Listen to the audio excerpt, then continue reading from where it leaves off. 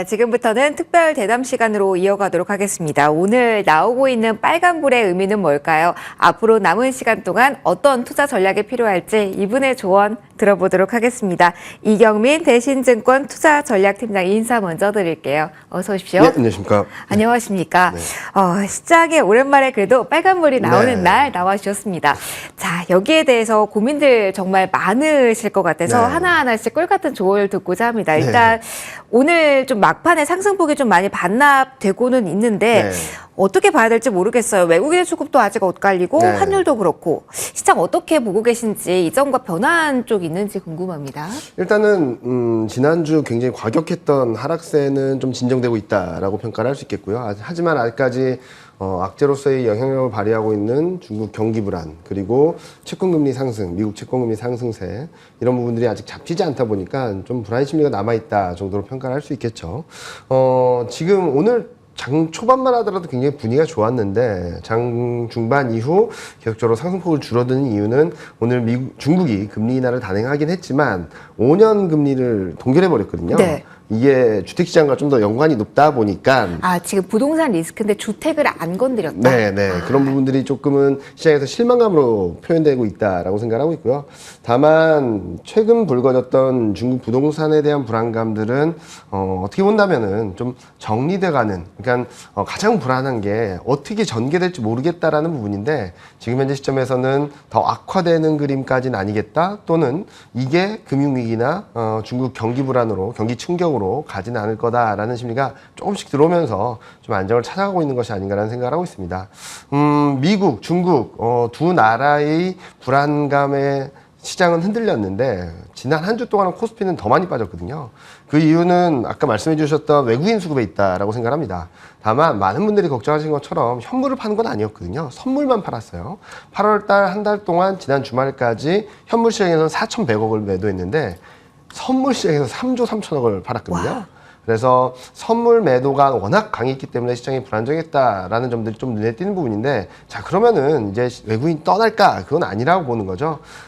대외 불확실성이 불거지면서 원달러 환율이 강하게 반등을 하면서 단기 경계감은 굉장히 세게 들어왔는데, 그렇다고 해서 한국 주식을 비중을 줄일 정도까지는 아니다라는 컨센인 것 같거든요. 그래서 저희가 생각하기에는 아직까지 악재들이 남아있고 그 영향력이 좀 잔존해 있다 보니까 시장에 여전히 불안정한 흐름을 보이고 있다 하더라도 더 급락을 하거나 급락세가 지속되는 그런 그림은 아니다.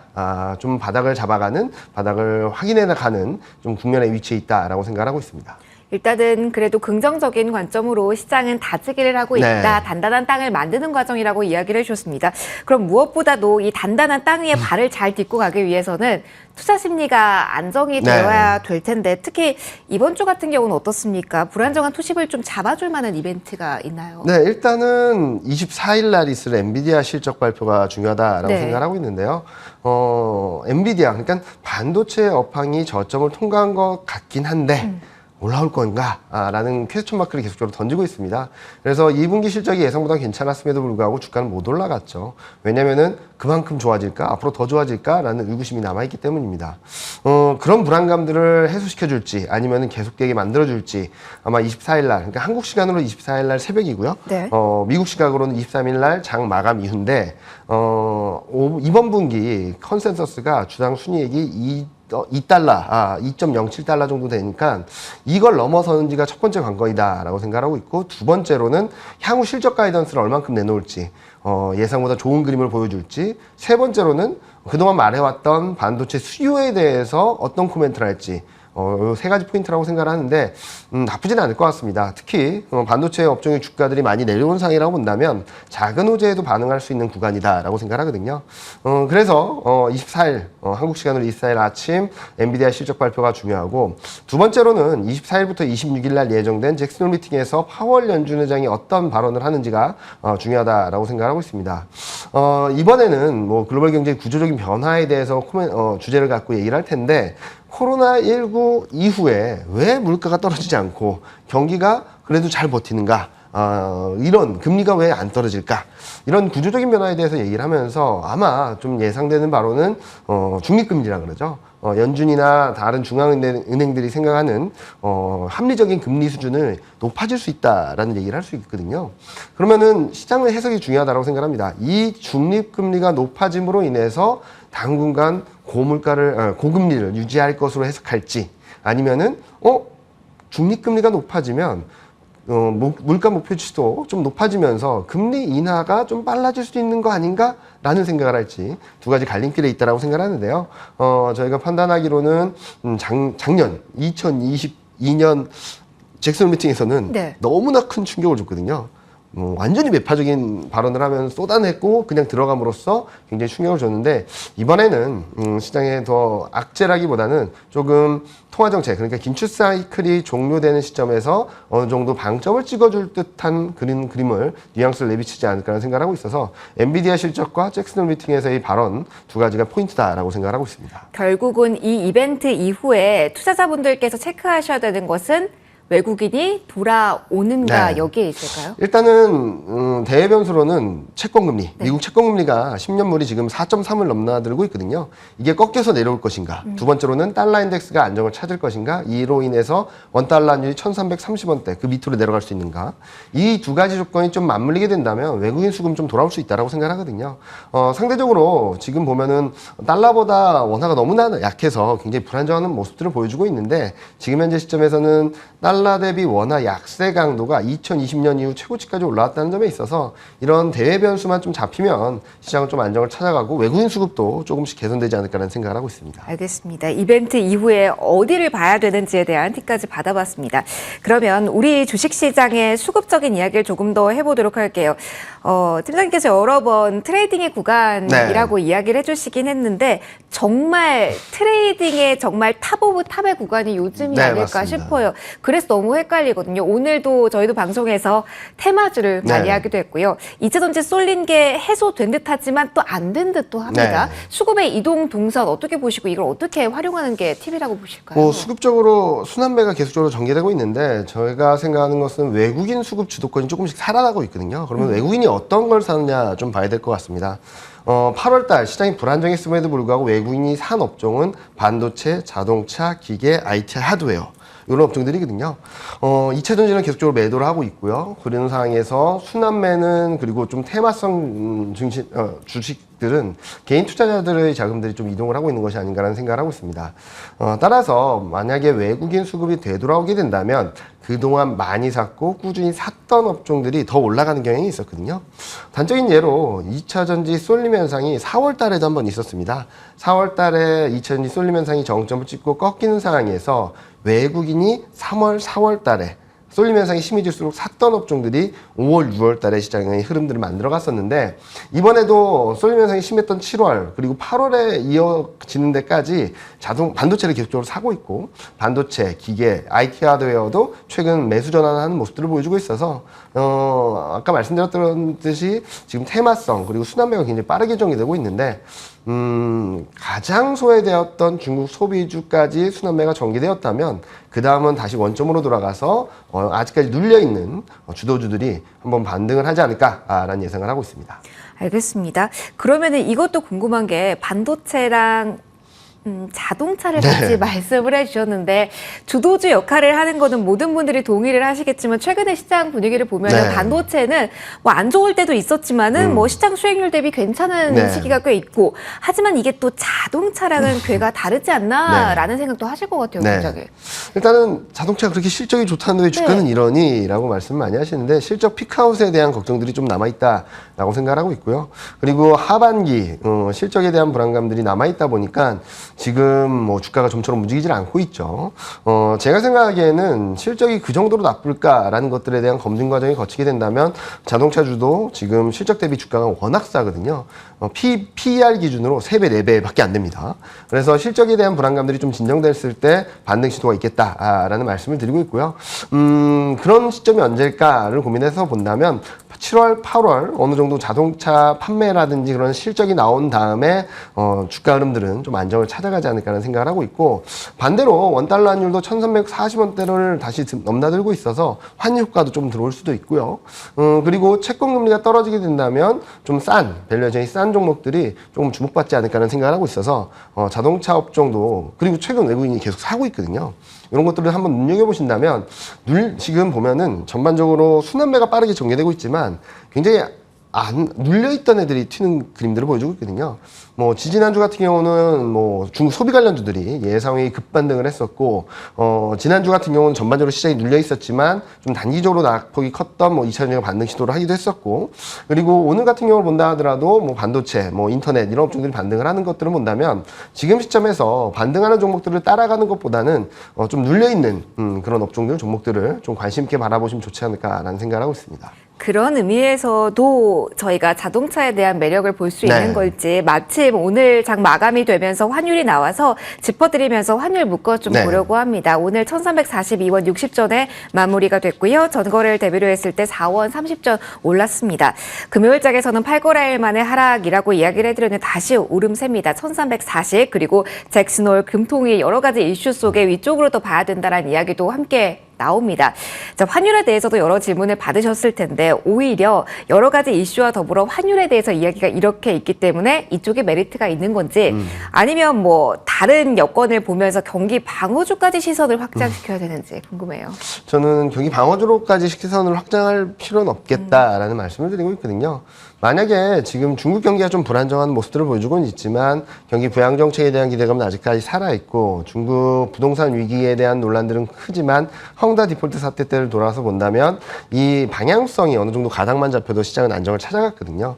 이런 시점에서 오히려 저는 좀 그동안 많이 밀렸던 경기 민감주라든지 수출주 쪽을 바라보자는 말씀드리고 있고, 전반적으로 경기 방어주보다는 경기 민감주, 외국인 투자자들도 마찬가지입니다. 지금 사는 업종들이 경기 방어주 라기보다는 경기 민감주, 반도체, 자동차, 기계, IT 하드웨어 쪽들을 사고 있어서 이런 쪽들을 바라보시는 게 좀 더 매력적이지 않을까라는 생각을 하고 있습니다. 물론 지금 시점에서 막 쭉쭉 뻗어나가서 뭐 2,800, 3,000 가는 그림까지는 열어놓기는 어렵겠지만, 일단 2,480선에서의 방어력을 확보하게 된다면 저는 박스권 상단이라고 볼 수 있었죠. 2,650선까지는 한번 열어놓을 수 있겠다라는 생각을 하고 있습니다. 그러면 경기 민감주 쪽은 속도가 비슷하게 오름세가 나타날까요? 반도체, 뭐 자동차 이렇게 두 개만 놓고 본다면 속도 측면에서는 누가 더 치고 나갈 탄력은 우선이라고 보실까요? 탄력적인 측면에서는 반도체가 좀 더 힘이 있지 않을까라는 네. 생각을 하거든요.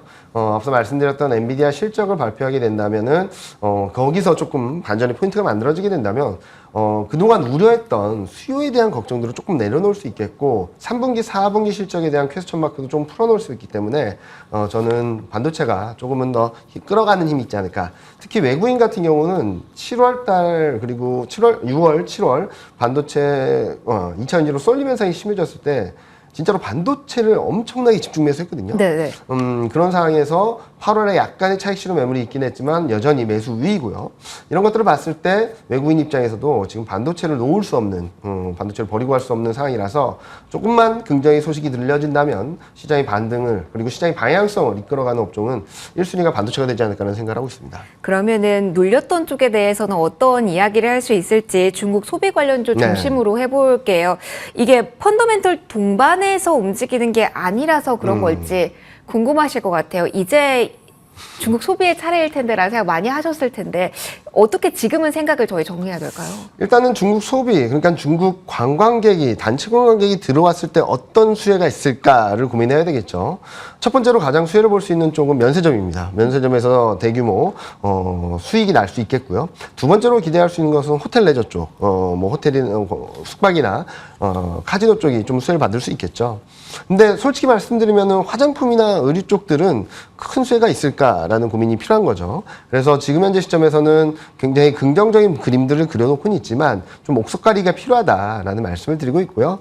호텔 레저 그리고 면세점 관련주들을 좀 집중해서 보자라는 말씀을 드리고 있습니다. 실적 측면에서는 호텔 레저 업종의 실적 전망치가 강하게 반등을 했고, 면세점 쪽에 외국인 순매수가 좀 강하게 들어왔거든요. 이 두 가지 포인트만으로도 충분히 매력적이다라고 생각하고 있고요.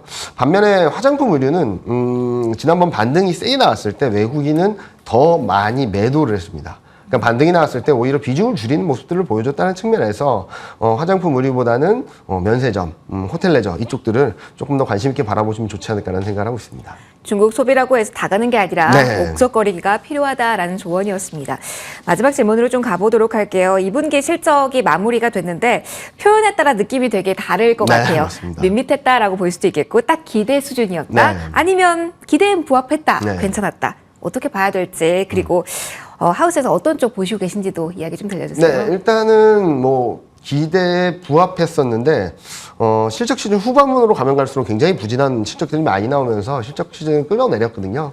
그래서 지금 현재 평가하자면 그냥 그랬다 정도로 말씀을 드릴 수 있을 것 같아요. 초반만 하더라도 굉장히 좋았습니다. 실적 예상보다 좋은 기업 수들이 50%를 훨씬 넘어서고 실적 컨센서스 대비 실제치도 플러스를 기록하긴 했는데 후반부로 가면 갈수록 계속적으로 마이너스를 보여줬다는 점들이 좀 부정적이었다라고 생각하는데요.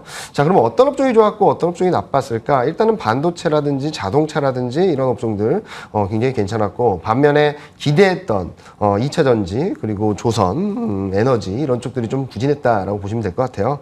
자, 그러면 앞으로 어떤 그림이 나올까? 저희가 판단하기로는 단기 트레이딩 관점에서는 앞서 말씀드렸던 눌려있고 실적 12개월선 EPS가 올라오고 외국인 순매수가 들어오는 반도체, 자동차, 기계 그리고 IT 하드웨어 이런 업종들을 계속적으로 말씀을 드리고 있고요. 단기적으로는 기계 업종들을 좀 관심 있게 바라보자라는 말씀드리고 있습니다. 실적도 괜찮았고 그리고 지금 현재 시점에서는 어느 정도 눌려있기 때문에 충분히 반등할 수 있는 여지가 있다라고 생각을 하고 있고요. 아마 이번 주를 지나면서 좀 방향성이 좀 명확하게 만들어지지 않을까라는 생각을 하고 있습니다. 8월 말, 9월 초 여러 가지 또 이벤트들이 있겠죠. 실적도 발표되고 한국 수출도 발표되고 그리고 중국 경제지표도 발표되고 네. 이런 여러 가지 난관이 있긴 한데 지금 현재 시점에서는 심리가 투자 심리, 공포 심리가 너무나도 좀 앞서갔던 건 아닌가라는 생각을 하고 있습니다.